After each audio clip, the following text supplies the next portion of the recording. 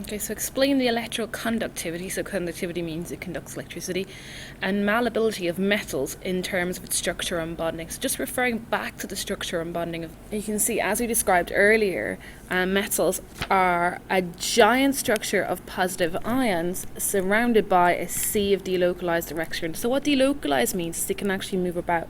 So this electron can go over here and in there, and this one can go over here and in there. Okay, so the electrons are free to move. So because the electrons are free to move, it'll conduct electricity, because we all know that current is the movement of any charged particles. So the electrons are the charged particles, the electrons are moving, so it allows it to conduct electricity. So malleability is can be pressed into different shapes, basically molded into different shapes. So if you take a hammer and you start whacking at the metal, then you can reshape the metal. Okay, so that means it's malleable or can be shaped.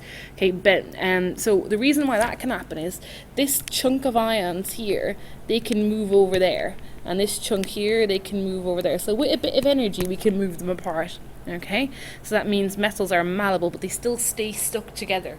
The attraction between the positive ions and the sea of free moving electrons.